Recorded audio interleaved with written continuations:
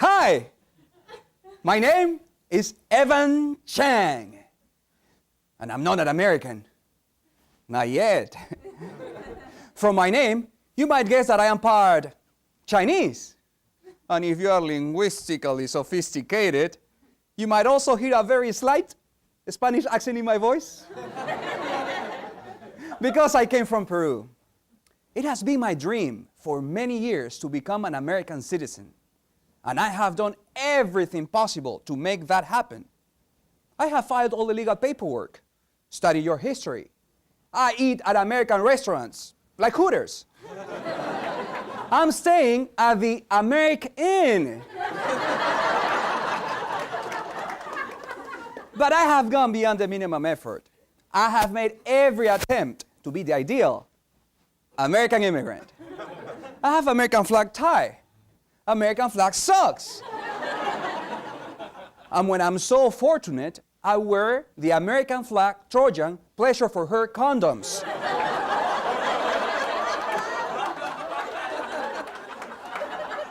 The stars are bumpy.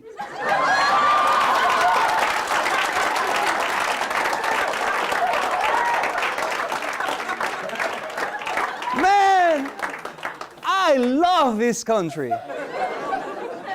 But that is not enough. Last June, President Bush declared that immigrants like me are not doing enough to assimilate into this country. In order to be Americans, we cannot just live here, work here, and raise the American flag. The Los Angeles Times, June 7, 2006 reports, President Bush issued an executive order saying that new arrivals to this country must adopt American values. Ooh. American values, of course. How did I miss such an important step? The problem is, the president did not say what those values are. Oh, I get it. It's a test. I have to try to find them. Like deal or no deal, but without all the hookers.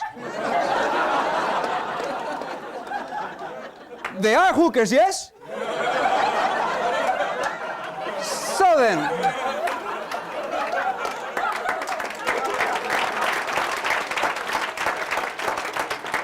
I set out a quest to first, locate American values. Second, figure out why people are not adopting them.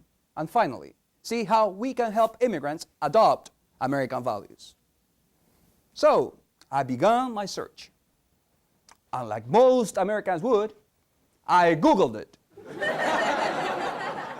Wikipedia.org, updated daily by weirdos, says that American values are the same as the Declaration of Independence's mission statement about life, liberty, and pursuit of happiness. Is that it? Come on, there must be more. I think the people at Wikipedia are smoking crack, maybe. Instead, I set out to find more credible sources about American values.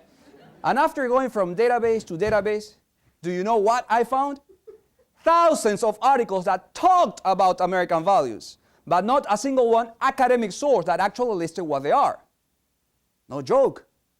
I guess that's just because everyone agrees on what they are, huh? No! And to emphasize that, I will also say it in Spanish. No!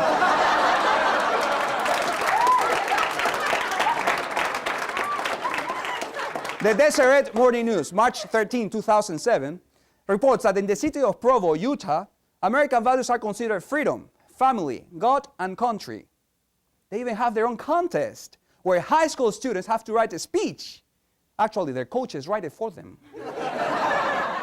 TheAssociatedContent.com, March 3rd, 2006, says that American values include speaking English, rule of law, and religious commitment. The website of the Institute for American Values, pretty name, huh? Says the opposite. That is the freedom of conscience and religion. On July 3rd, 2006, CommonDreams.org says that every 4th of July, Americans celebrate values that include helper of the oppressed, defender against tyranny, capitalism, and manifest destiny, which is just a simple, fancy way of saying Get it done. Evidently, I'm not from Kentucky, huh?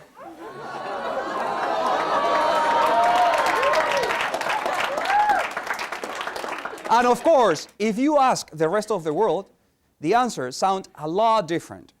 The Los Angeles Times, May 21st, 2006 reports a new international survey by the Pew Trust says that the rest of the world thinks that Americans actually value materialism, corrupting entertainment, arrogance, and exploitation of the weak. So you like your Nikes, huh? So did Angelina Jolie's kids when they were making them.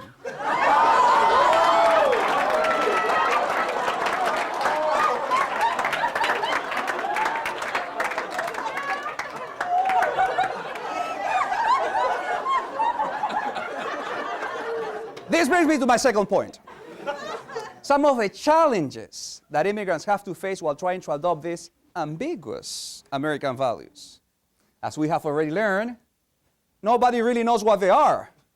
And if that doesn't make it hard enough, there is the fact that many people think that speaking English is a value, including George Bush, who says you must speak English to fully become an American. Immigrants agree unilaterally. And if that doesn't make it hard enough, we cannot learn English if we don't have a class to attend. According to the Rocky Mountain News, October 2nd, 2006, more than 57% of all ESL providers nationwide report a waiting list of a few weeks to more than 3 years. 3 years is a long time to wait to be able to ask, where is the bathroom? Tracy Hong of the Asian American Justice Center, June 16, 2006, on NPR's Morning Edition, says that immigrants, most of all, know exactly how important English is, not just to survive, but also to succeed in this country. And to avoid misunderstandings, let me tell you. Take my friend from work, for instance. He always sends me spreadsheets, where he means spreadsheets. Or when I used to say, you have to focus, instead of you have to focus. I mean, they both are great, but still. Letting go tradition and habits becomes another ordeal for newcomers. Take the Somalian refugees, for instance. The Los Angeles Times, September 12, 2006, says that these immigrants have to learn basic things, such as flush a toilet, light a stove, buy bus tokens, vote for American Idol. They ask very basic questions. How do I save my family from snow? No joke. If I don't hit my wife, how will she know that I love her? No joke either. Is Ryan Seacrest the gay? Even Somalis can tell that. We have searched for American values, looked at some of the challenges that immigrants have to face while trying to adopt them.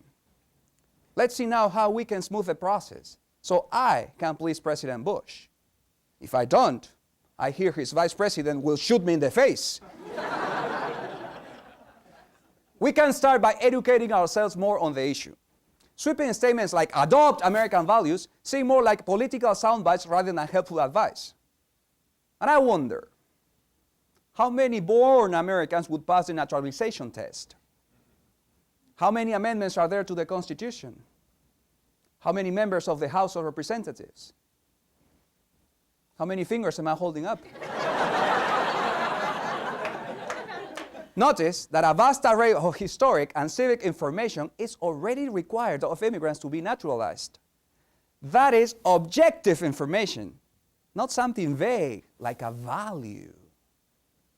Also, maybe we should reconsider a whole new approach to the concept of assimilation. Oscar Wilde said that he once wanted to write the history of immigrants in America, and then found out that immigrants were America.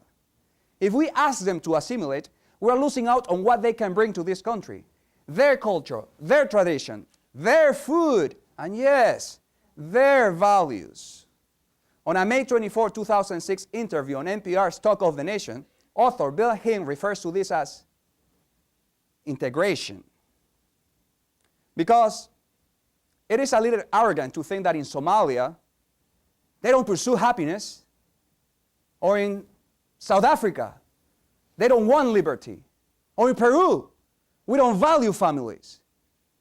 whatever American values are, I guarantee you, they are all over the world, along with other kinds of values that might just be good for America someday too. Because you sure took to Mexican burritos, if I recall, huh? We now come to an end of my quest to first, locate American values. Second, figure out why people are not adopting them. And finally, see how we can help immigrants adopt American values. By coming to America, immigrants are already embracing American life and voting with their feet in favor of it. Juan Enriquez, author of the book The Untied States of America, says that when immigrants realize their dreams, they renew the American spirit and add to the unity of the country. I hope that I am doing my part in all of that. But just to make sure, I did name my cats Washington and Jefferson. My dog, Lincoln. And rabbit, Clinton.